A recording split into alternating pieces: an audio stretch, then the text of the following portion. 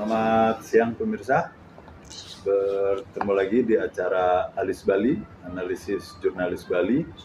Siang ini kita berada di The Brass Bali Resto dan kita kedatangan tamu, Bapak Made Brawijaya. Selamat siang Pak Made. Selamat siang, Om Swastiastu. Beliau ini Sekretaris DPD Partai Golkar Bali yang juga merupakan tim pemenangan dari Prabowo Gibran di Bali. Selamat siang ini Pak Ode. Selamat siang. Sudah ketemu ini. Baik, ini Masih sibuk ini ya, kampanye kayak. Ya, sedikit-sedikit lah ada temu kader lah sama temu masyarakat gitu. Berapa kali saya hubungi kayaknya susah ini. Kayaknya Ya, karena masih mikir-mikir. Masuk ke podcastnya Gus Hendra ini kan saya mikir-mikir gitu. Apalagi sebelum menawarkan ke podcast katanya mau dikuliti. Jadi sehingga saya tadi mau memutuskan pakai jaket sama dengan Gus Hendra, saya tidak jadi. Karena punya jaket kulit saja. Ya, Nanti kalau malah dikuliti, nanti malah hilang jaketnya. Oke, beliau. Ya. Ini kita ngobrol terkait dengan Pilpres ya, karena itu juga Pileg. Nah, itu target dari Prabowo Gibran di Bali itu 60% ya, 60%. Sedangkan kami punya data dari Gali Data itu hasil survei 20 Agustus sampai dengan 6 Januari 2024. Dari 20 Desember sampai dengan 6 Januari 2024 itu elektabilitas dari Ganjar Mahfud itu 36,3% dan dari Prabowo Gibran justru menurun jadi 33,3%. Bagaimana Anda menyikapi atau menanggapi hasil survei itu? Ini yang disebut tadi elektabilitas di Bali apa seluruhnya? Keseluruhan. Baik, begini ya. Kalau kita berbicara tentang elektabilitas, ya, saya kira mungkin hari ini kita berbicara itu kan sudah, waktu ini kan sudah tinggal hitungan hari ya. Okay. Nah, sementara data-data sudah dipublish dari berbagai lembaga survei yang bereputasi. Itu adalah sudah jauh sebelumnya, itu angka di Prabowo Gibran itu sudah di atas 40 ya. Di atas 40. Bahkan ada yang mencapai angka 48% di minggu lalu. Nah, itu saya kira publik sudah menyaksikan berbagai reputasi daripada lembaga survei. Oleh karena itu, kalau hari ini kita masih berbicara tentang lembaga survei lain yang memberikan data penyajian berbeda, tentu bagi kami itu sudah tidak penting itu lagi gitu loh. Walaupun setiap apapun penyampaian data itu merupakan kajian, tapi bagi kita adalah kita sekarang sudah menuju di posisi satu putaran. Oh, sudah sedemikian percaya diri? Ya, sudah demikian di posisi satu putaran dengan berbagai data-data yang dirilis oleh berbagai lembaga survei yang bereputasi. Sehingga dengan demikian saya kira kurang produktif kalau saya harus sekarang disodorkan data terbaru dari alternatif seperti itu, anggap seperti itu ya. Karena kita ingin bilang data-data yang terbaru sudah tidak penting lagi. Saya sudah bilang sebagai kajian, tapi ada positioningnya ya, positioning kita menyangkut tentang elektabilitas kita sudah artinya tinggal melangkah lagi sedikit lagi ya sudah satu putaran sesuai dengan tagline, karena memang itu artinya memang diapresiat lah dari berbagai kalangan. Bagaimana kalau memang sudah bisa satu putaran, kenapa tidak? Oke, kita dapat poin itu. Tapi sekarang begini, Beliau. Partai Anda itu Golkar, itu bergabung ke Koalisi Indonesia Maju, kan tentunya pastilah ada harapan, ada efek ekor jas ya kan, dengan mencalonkan Prabowo. Tapi hasil survei juga memperlihatkan yang mendapat efek ekor jas itu dominan di Partai Gerindra. Sedangkan Golkar masih segitu-gitu aja. Gimana Anda menanggapi itu? Begini, artinya kalau tentang bagaimana survei Golkar dari pemilu ke pemilu ya, itu memang selalu Golkar itu senantiasa di bawah garis ekspektasi ya hasil survei. Tapi pemilunya demikian akhirnya menunjukkan kenyataan bahwa dia selalu menghasilkan kursi ya di atas atau premium daripada nilai survei. Itu biasa sudah dari pemilu. Kalau kemarin misalnya kita bahkan pemilu kemarin 5 tahun yang lalu kita berada di angka 6%. Terakhir di angka sudah mendekat pemilu di angka 9%. Tapi faktanya 12, sekian persen kan. Nah, itu artinya dan nomor 2 ya. Iya, secara kursi. Artinya bahwa kita sudah terbiasa dengan Golkar itu dalam kaitan seperti itu sudah terbiasa. Artinya bahwa keputusan mengusung Prabowo itu menurut kita ya sudah pilihan tepat karena beliau juga adalah dulu alumni daripada Partai Golkar, sosok yang memang dibutuhkan berkaitan dengan kepentingan bangsa dan negara, menyangkut tantangan ke depan, baik menyangkut tentang geopolitik maupun middle income trap dan lain sebagainya. Saya kira itu sosok itu adalah merupakan sudah keputusan yang sudah diusung. Jadi dengan demikian saya yakin efek ekor jas itu akan terbagi secara proporsional. Ya, wajar kalau misal tadi Bung Agus sebutkan Gerindra, karena beliau memang adalah ketua umum Partai Golkar, tapi dengan demikian setelah itu pasti Partai Golkar. Optimisme itu lahir dari mana? Sedangkan sebelumnya itu kan ketika dengan Jokowi yang periode kedua, yang sudah demikian punya Jokowi efek saja, ya. Golkar kan tidak terlalu juga banyak dapat. Sedang ini kan orang baru. Ya. Optimisme itu dari mana datangnya? Ya, optimisme itu kan karena sekarang Jokowi bersama pasangan Prabowo Gibran kan. Dengan demikian bahwa katakanlah yang dulu sekarang pendukung atau yang setia kepada Pak Jokowi, yang di mana disukai, pasti akan memberikan dampak karena kita juga adalah Golkar adalah bagian dari pemerintahan yang selama ini adalah menjadi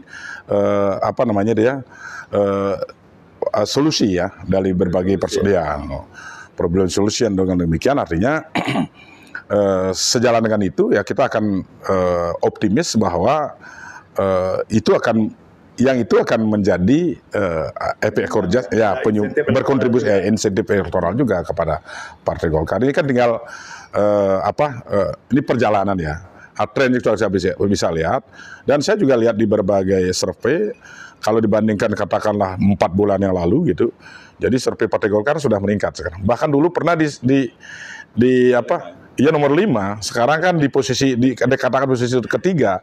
Itu artinya tren dan linearitas itu tidak akan bisa orang mengetahui secara pasti. Jadi dengan demikian pelan dan pasti saya kira itu akan menuju kepada hasil-hasil yang selama ini kita dapatkan itu. Oke, kita dapat poin itu. Balik lagi ke soal pilpres, kita lebih dominan pilpres dulu ya. Capres Anda itu dan juga cawapres Anda itu kan banyak stigma-stigma buruk yang dialamatkan. Ya, yang salah satu yang selalu berulang tahun setiap pilpres adalah isu HAM. Pada saat yang sama, Golkar ini kan reformasi, dan salah satu amanat reformasi adalah demokrasi, hak-hak asasi manusia. Bagaimana Anda bisa menjelaskan, di satu sisi partai Anda ingin mengusung HAM, tapi pada saat yang sama mencalonkan seorang kandidat yang masih terbelit dengan isu HAM?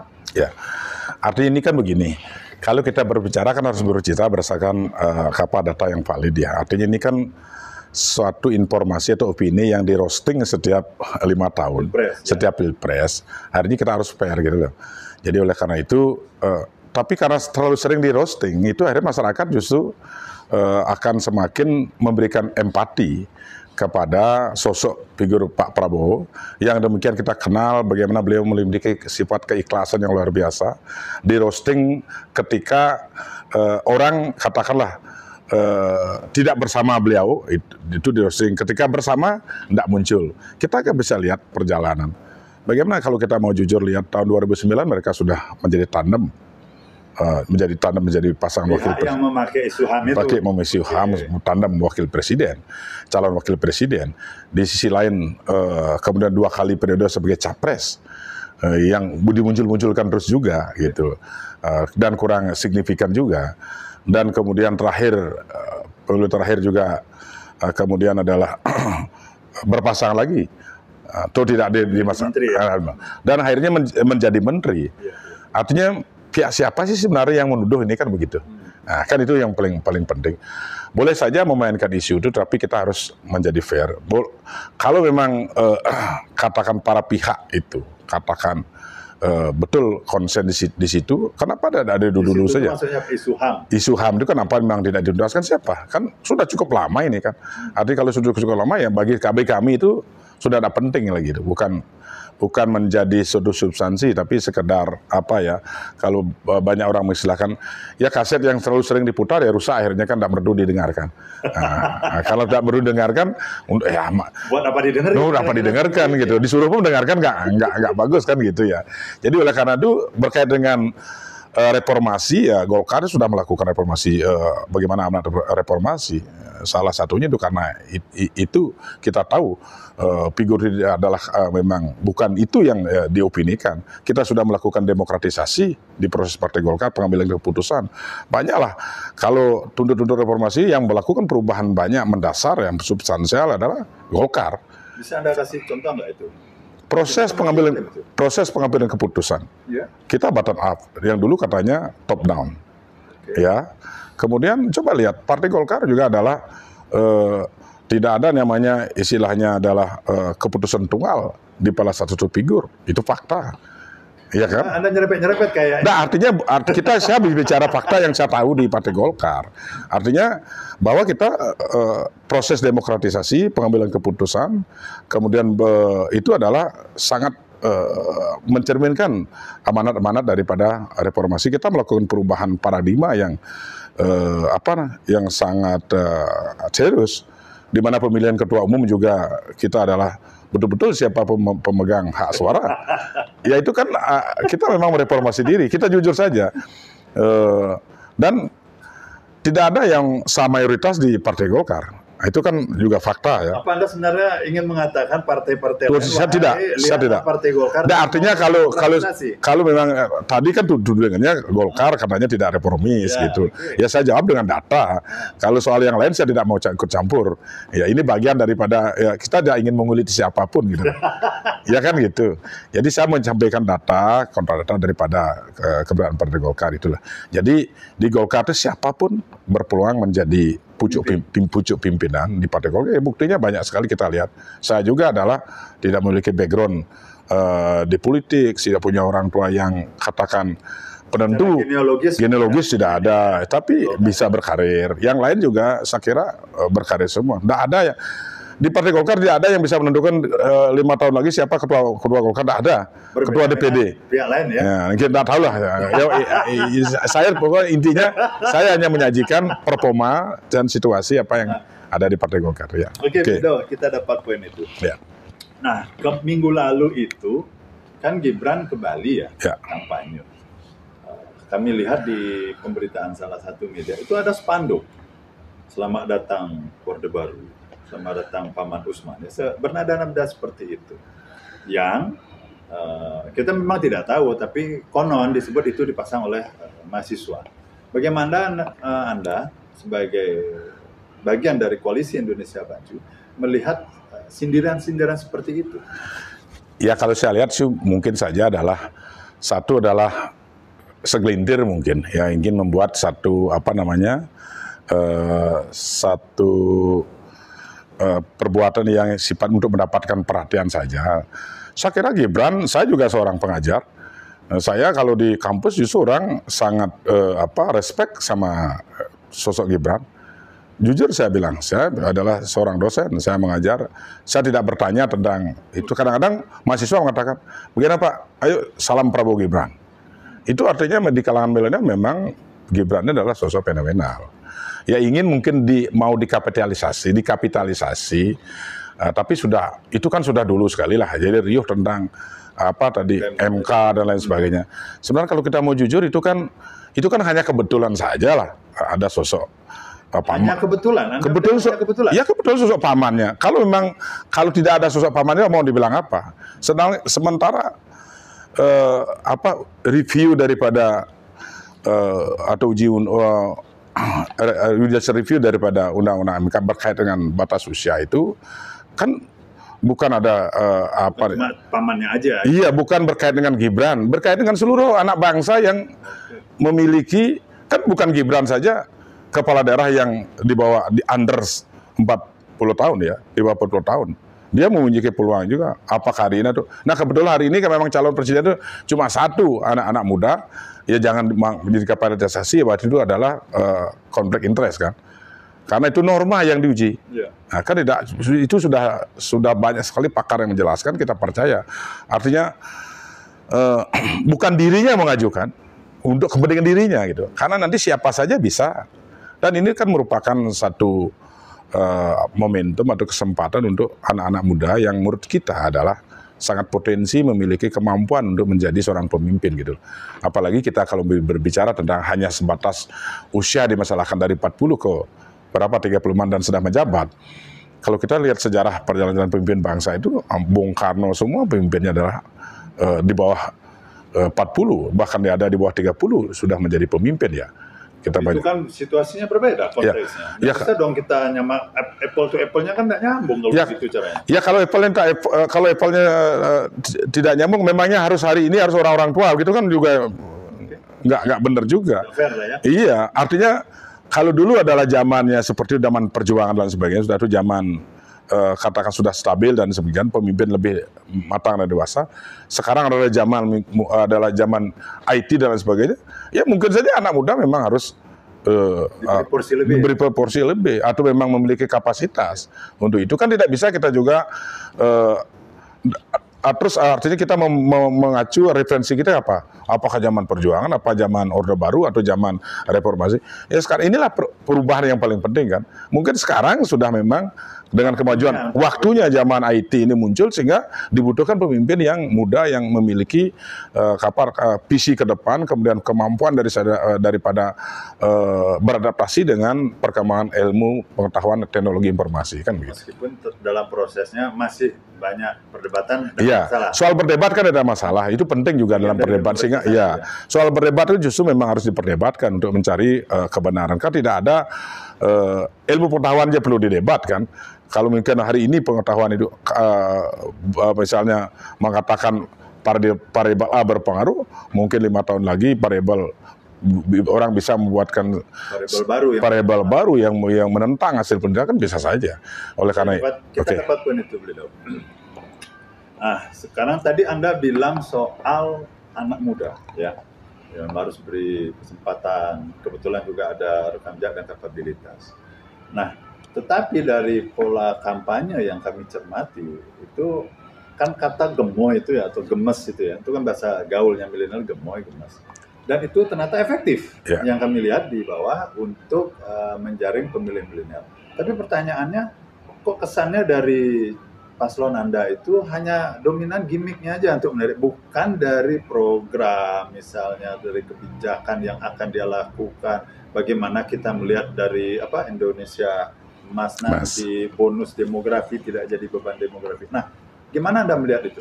Begini, kalau soal program dan visi kan Prabowo Gibran sudah jelas dibaca sangat baik oleh Pak Prabowo maupun oleh Mas Gibran. Tapi persoalan bagaimana mereka menampilkan katakan performan di dalam kampanye dengan gimmick gemoy seperti itu, karena memang mungkin masyarakat sudah juga jenuh dengan hal yang terlalu serius terus begitu. Jadi perlu tegang, harus kita seperti mengerjakan ujian UTS, UAS di kampus. Sekarang aja UTS, UAS pun kita sering kadang berikan dengan cara take home supaya ketegangan itu menghilang, sehingga mereka bisa berpikir, sehingga dengan demikian. Karena ujian yang kayak sekarang itu kan bukan kayak dulu lagi. Jadi menjawab definisi, jadi asal benar sesuai dengan definisi kan itu. Jadi bagaimana mereka mengaplikan pada kasus. Sehingga take home itu kita berikan ruang keleluasaan ketika mereka mengerjakan soal dengan cukup ruang dan waktu. Sehingga dapat berkreasi, menimbulkan inovasi. Gimmick, gemoy dan sebagainya itu memang ingin menampilkan masyarakat memang kan cukup diapresiasi. Itu artinya bahwa apa yang disampaikan dengan bahwa ayolah pemilu ini kita dengan kegembiraan, dengan riang gembira. Bukan untuk menutupi hal-hal tertentu. Oh, enggak ada istilah itu. Prabowo kan mungkin secara mobilitas mungkin sudah berkurang. Enggak. Jadi digiring-giring sana. Ya artinya kalau memang mau digiring ya boleh saja. Kalau kita juga tidak mau tergiring. Sama dengan bagaimana Pak Prabowo pada saat menjawab tentang pertahanan luar negeri dan lain sebagainya, kan beliau tidak terjebak dengan itu. Walaupun diusahakan seperti kita janganlah terlalu justru kita tidak ingin menilai orang pada penampilan pada saat itu saja. Justru yang perlu dilihat adalah siapa sih sosok Pak Prabowo. dulu berkarir di militer, anak orangnya cerdas, memiliki kapabilitas prestasi yang cukup jelas. Jangan ditutup hanya jangan sekarang hari ini, tuh siapa sih tidak tua, tapi tua tetap memiliki semangat pengabdian, ya, yang cukup gigih, memiliki keikhlasan dalam rangka membangun bangsa dan negara ini. Kan ini yang perlu diapresiasi sebenarnya. Sama kayak misalnya, memang kita harus sering-sering menjelaskan, ya, dalam satu kertas yang putih kalau ada satu titik, ya memang pasti titik itu yang dilihat, padahal yang putih itu luasnya luar biasa. Kan memang susah itu. Memang ini membutuhkan satu edukasi, satu pembangunan kesadaran, bahwa harus sering-sering lah seperti itu kita aja. Jadi kalau kita hanya melihat titik, memang itu yang difokuskan. Tetapi soal persoalan yang banyak itu kan yang putih itu kan. Sekarang gini, Pak. Tadi Anda bilang soal Prabowo itu harus fair dong dilihat sebelumnya gitu. Jangan cuma di 1.98 seakan-akan semua hidupnya dan itu masih, menurut saya itu masih debatable kan gitu loh. Oke. Ya. Tapi kan sebelumnya dia juga karena bagian dari Pak Harto, dari Kroni Cendana, sehingga dia bisa naik pangkat lebih cepat. Itu kan juga bagian situasi yang rekam jejaknya. Ya kita gini. Jadi selalu kita menyalahkan kenapa Anda menjadi anak sini, kenapa? Atau saya salah karena kenapa Anda lahir di Denpasar, kenapa Anda di Jakarta? Tidak di Dubai lah Anda lahir. Kan itu namanya nggak selesai kan seperti itu. Artinya bahwa beliau lahir pada zaman itu oke. Tetapi bahwa kita harus juga fair, sistem dan cara melakukan promosi atau benar lah, promosi setiap orang berprestasi di zaman Orde Baru cukup baik dengan merit system yang selalu berjalan dengan baik. Saya kira itu adalah tidak boleh juga kita kesampingkan bahwa mereka lahir di situ, jangan disalahkan dong kan gitu. Ya, kebetulan iya kan begitu. Kebetulan saya juga. Nanti orang bilang, pemangku kok maju pilek. Kebetulan saya anak mangku di rumah, saya melanjutkan perjuangan orang tua. Ya saya juga memiliki kemampuan di bidang berorganisasi dan sebagainya. Kan itu persoalan ini. Ya. Oke, kita dapat poin itu beliau. Nah sekarang ke partai Anda lagi. Tadi kemarin itu saya membaca Pak Airlangga sebagai Ketua Umum Anda itu menarget 3 kursi DPR RI dari Bali plus 12 kursi di DPRD provinsi. Pertanyaannya begini, ketika partai Anda bergabung dengan Jokowi ya 2019 dan dengan Jokowi efek yang tinggi, itu aja cuma dapat 8 dan 2 di RT. Apalagi sekarang dengan Prabowo yang basisnya adalah Gerindra yang tidak memiliki basis massa tradisional di Bali. Berbeda dengan PDI. Bagaimana Anda menanggapi itu? Justru saya memiliki pandangan berbeda. Justru sekarang lah efek ekor jas yang dinikmati dari Pak Jokowi yang bersama dengan Pak Prabowo sekarang. Penjelasannya kayak apa itu? Ya artinya delta dulu pendukung, katakanlah dulu suara Pak Jokowi adalah suara partai pengusung plus adalah suara elektoral Pak Jokowi. Itu bergabung, tentu memang menjadi kekuatan besar, ya kan? Sehingga betul-betul suaranya sangat signifikan di Bali. Nah sekarang itu pecah, deltanya ini gabungan antara suara efek Pak Jokowi dengan partai pengusung kan berpisah. Kue inilah yang sebenarnya menjadi efek ekor jas dari partai pengusung termasuk Golkar bersama koalisinya di Bali. Oleh karena itu, apa yang disampaikan Pak Airlangga memberikan target yang sudah katakan bagi kader partai sudah menyiapkan diri, harus siap dengan instruksi seperti itu, dan saya kira tidak muluk-muluk. Artinya dengan apalagi sekarang efek kue yang dari efek Pak Jokowi ini akan pasti berkontribusi dengan peningkatan kita. Sehingga dengan demikian realistis untuk peningkatan tersebut ya. Target 3 kursi DPR DPR RI Aston Karo bisa terpenuhi karena saya percaya dengan sosok Pak Sogokori sebagai ketua partai yang turun sangat rajin sebagai caleg turun ke berbagai daerah. Pak Demar juga yang merupakan petahana yang sudah memiliki basis tradisional fanatik ya, dengan dalam kondisi medan pertarungan apapun dia sudah cukup signifikan mendapat. Gong Agus Hadi juga adalah seorang petahana yang saya kira pasti dengan modal dukungan yang demikian dia akan bertekad sebagai petahana yang maju untuk ketiga kalinya akan lebih meningkatkan. Artinya target itu, lihat dari hari ini itu bukan suatu hal yang mustahil. Dia realistis dan Anda optimis. Optimis. Oleh karena itu sudah diinstruksikan kita seluruhnya bekerja dan bahkan untuk bisa seperti itu seluruh caleg di seluruh tingkatan harus bergandengan tangan sehingga terjadi linearitas perolehan suara itu. Kemarin kan itu yang kita kurang, linearitas itu. Jadi kadang-kadang di satu kabupaten bisa kursinya besar, ke provinsi bisa menjadi mengecil, ke pusat lagi membesar atau sebaliknya. Nah ini adalah sudah jadikan evaluasi. Dengan demikian kita sudah memberikan.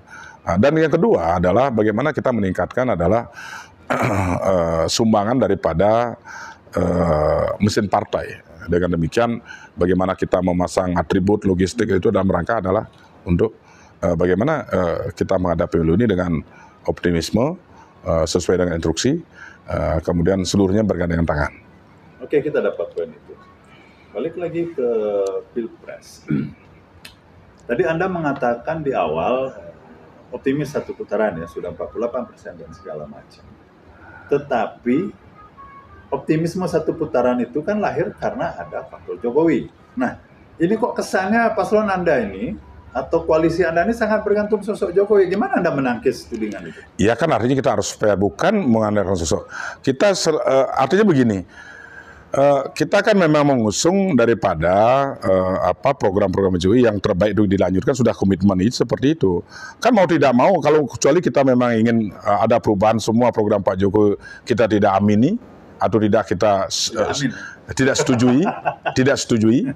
Baru kita berpikir bahwa kita harus melakukan berbeda, karena kita adalah melanjutkan dan penyempurnaan. Ya mau tak mau, karena memang program Pak Jokowi sudah dirasakan, sudah dinikmati, sudah dengan demikian, ya pasti ini yang kita tawarkan kepada masyarakat bahwa pasangannya adalah melanjutkan program yang sudah baik demikian, bahkan mungkin akan lebih menyempurnakan, sehingga dengan demikian target bagaimana Indonesia bisa keluar dari middle income trap seperti bilang tadi. Tapi balik lagi, terlepas tadi argumen Anda, tapi kami melihat juga bahwa di sana itu ada satu titik di mana seorang Prabowo yang diharapkan itu sebagai penerus Pak Jokowi, tapi masih berada di bawah bayang-bayang Pak Jokowi. Pemimpin kan tidak bagus juga kayak begitu. Begitu Pak Jokowi itu kan kader partai lain itu sebelumnya. Artinya itu kan itu opini yang dikembangkan. Kita percayalah bagaimana rekod Pak Prabowo sebagai bagian bukan orang yang baru kemarin juga saya sudah menikmati bagaimana dinamika perjalanan politik di Indonesia, oleh orang yang konsisten di jalur demokrasi, menjadi ketua partai, kemudian selalu senantiasa dengan secara tidak kenal lelah dalam rangka untuk bagaimana kecintaan beliau dalam rangka untuk memajukan bangsa dan negara ini. Ya memang harus beliau menawarkan diri atau mencalonkan diri itu adalah artinya beliau konsisten bagaimana untuk berjuang demi bangsa dan negara ini. Betul. Oke, kita dapat poin itu. Silakan minum dulu. Ya, silakan. Kita rehat dulu sebentar.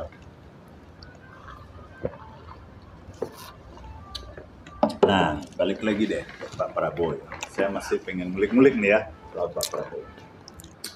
Data 2014 pada saat Pilpres itu Pak Prabowo pasangan dengan Pak Hatta Rajasa itu didukung oleh penguasa juga saat itu. Ya. Kemudian juga para oligarki juga termasuk kalangan media mendukung di sana. Tapi hasilnya kalah. Artinya kan koalisi besar tidak menjamin keterpilihan seorang kandidat. Bagaimana Anda melihat potensi itu terulang kembali di situasi hari ini? Kami tidak dalam kaitan bagaimana peningkatan perolehan dukungan Pak Prabowo bukan berdasarkan pada besar kecilnya koalisi. Okay. Tapi ini memang momentum perjalanan Pak Prabowo memang hari ini adalah sudah memang giliran beliau untuk mendapatkan simpati dukungan kepada masyarakat. Ya karena itu pejuang yang gigih, tidak kenal lelah, senantiasa ikhlas berjuang untuk itu.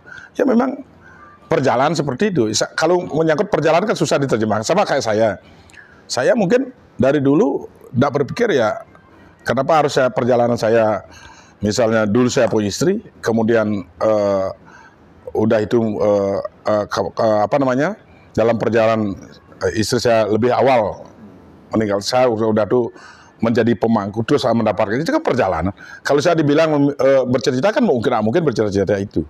Ya ini perjalanan, sama kayak seluruhnya itu kita harus bagaimana memandang seperti itu. Ini alam sudah mengatur lah, alam sudah mengatur. Kemudian bagaimana beliau, kemudian hari ini adalah hari Pak Prabowo, memang harus beliau, alam yang mengatur, sudah beliau mendapatkan apresiasi dukungan masyarakat, ya sudah, gitu saja cara berpikirnya. Jadi tidak bisa karena politik juga bukan matematis, bolehlah kita istilahnya dalam rangka, sebenarnya dukungan koalisi partai itu kan memang syarat batas elektoral ya. Nah, oleh karena itu bukan itu sebenarnya acuan kita, tetapi bagaimana sosok figur itu memang hari ini dinantikan. Kita bisa lakukan testing ya. Coba kita bodoh-bodohan saja membuat polling. Kita temui masyarakat, kita tawarkan 3, saya yakin pasti dominan Pak Prabowo. Kita tawarkan 1, 2, 3, siapa yang dipilih? Ya misalnya kita detail-detail aja, iseng-iseng bodoh-bodohan gitu. Itu artinya memang alam itu begitu. Siapa sih antara 3 ini ya? Sama saya bilang, saya misalnya pergi ke komunitas anak muda, selalu salahnya tempel, Prabowo Gibran. Kan tidak bisa kita terjemahkan, yang lalu tidak dapat sama sekali loh. 2019 tidak dapat. Mereka sepertinya juga tidak ambil pusing urusan. Iya, tidak ambil pusing. Apalagi milenial yang sekarang sama sekali belum jadi pemain pada saat 2014 mereka belum lahir lah ya. Ya, itu intinya kan. Jadi sudah tidak terlalu dijadikan acuan yang serius itu. Oke, Blindo, kita dapat poin itu. Ini karena waktu mepet kita harus kejar-kejaran ya. Di Bali ini Golkar dengan target sedemikian tinggi, dan salah satu yang bisa dipakai untuk mendulang simpati kan harus ada wacana-wacana yang menarik masyarakat ya. Tapi kalau kita lihat dalam katakanlah 10 tahun terakhir ini, pembangunan di Bali itu sudah bagus, yang dalam hal ini itu kepala daerahnya dominan dari PDI Perjuangan. Bagaimana bisa optimisme itu lahir, atau isu atau wacana apa yang akan Anda jual ini untuk mendapat simpati? Ya. Dengan pembangunan di Bali sudah dianggap bagus. Ya, kita memang salah satu mungkin magnet daripada meyakinkan itu adalah pasti pembangunan ya. Kita juga jangan lupa seluruh aspek hidup kan tidak hanya cukup hanya digantungkan pada satu sektor pembangunan infrastruktur doang gitu loh. Dan itu pun masyarakat sekarang sudah cerdas. Pembangunan infrastruktur kalau memang nanti kajiannya kurang bahkan menjadi bumerang. Kan seperti dijelasin enggak itu? Ya bisa saja misalnya ingin membangun suatu fasilitas umum, ternyata setelah sekian dibangun katakan ternyata tidak feasible atau tidak memberikan manfaat, malahan tidak tidak sesuai dengan apa yang diekspektasi masyarakat. Contohnya enggak? Nah, contoh misalnya kalau bangunan pasar, itu kan. Mana ini? Ya, kita lihat berbagai bangunan pasar yang dibangun kesannya mewah di berbagai tempat, kemudian ternyata setelah sekian lama tidak optimal dari sisi pengguna. Itu kan belum tentu juga merupakan satu keunggulan seperti itu. Nah, yang paling penting ke depan juga menurut kita adalah kita akan jual juga kekuatan sumber daya manusia. Karena pemimpin ke depan kan harus dengan majunya sumber daya manusia, itu akan mampu menggerakkan kemajuan daerah bahkan negara seperti itu. Ya itu adalah salah satu menjadi jualan kita. Jadi boleh saja kita membangun. Bahkan banyak juga pembangunan yang sebenarnya dibutuhkan, tapi kadang-kadang justru dibatalkan kan gitu. Salah satu bandara misalnya. Bandara Bali Utara. Iya kan, padahal itu diapresiasi. Kalau kita mengandalkan itu kan justru kalau itu saya lihat diharap masyarakat, tapi iya, yang tidak diharap dibangun. Nah, kan seperti itu ya? Kan bisa saja. Yang tidak belum tentu dibutuhkan. Masih dibutuhkan. Yang sebegini misalnya pasar yang butuh BC dan sebagainya sedikit masih masyarakat nyaman, malahan dipermak kan.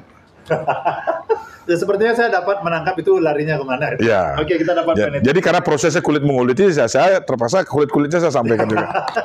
Oke, satu lagi. Terakhir, hari ini kita mendengar atau melihat di media itu ada gagasan, petisi, wacana untuk memakzulkan Presiden Jokowi yang dalam hal ini adalah dianggap memayungi atau membackingi lah bisa dikatakan kubu Anda. Gimana Anda melihat situasi hari ini dan bagaimana prospek ke depan? Ya, kalau saya itu kan ranahnya di pusat ya, ranah di pusat. Tapi saya mencoba memberikan pikiran pandangan saya bahwa itu kan ranah di DPR itu. Ranah di DPR. Kalau wacana dari berbagai katakan insan atau tokoh gitu, saya kira itu tidak akan memberikan efek pengaruh ya, karena proses itu kan sudah banyak diberikan kajian oleh para ahli ya. Jadi proses itu harus dimulai, harus substansi jelas, kemudian apa masalahnya. Dan Anda melihat sebenarnya tidak ada alasan? Tidak ada alasan. Kalau misalnya alasan hanya MK, kalau orang melindungi gimana caranya orang melindungi? Gimana harus yang namanya pemakzulan itu kan ada 3 poin itu, melanggar undang-undang kan seperti itu. Iya, ya kan itu dong substansi dijelaskan dulu, kemudian berproses bergulir di DPR, kemudian kita lihat juga waktunya. Saya kira justru kalau orang mewacanakan itu terus itu kan mengganggu yang namanya proses pemilu. Sebenarnya kita fokus saja kepada penyelesaian proses pemilu kan. Dengan demikian nanti setelah pemilu akan selesai itu akan itu juga jabatan presiden 2024 Oktober sudah berakhir kan. Ya. Saya kira kurang produktif kalau menurut saya itu. Ngapain juga habis-habisin? Iya. Bakal selesai juga. Ya? Selesai juga untuk apa? Itu juga kalau juga substansi tidak menurut saya belum kena gitu. Itu saja. Oleh karena itu nggak terlalu penting untuk Sebagai closing statement. Dengan dinamika yang terakhir sampai tadi saya tanyakan ada penolakan di Bali terhadap Gibran. Optimisme Anda sebenarnya terakhir nih sebagai closing statement. Optimisme Anda untuk target Anda sendiri yang 60% kayak apa nih? Saya yakin bisa dicapai itu. Ya, ada melihat dari kalau tidak salah pada saat pelantikan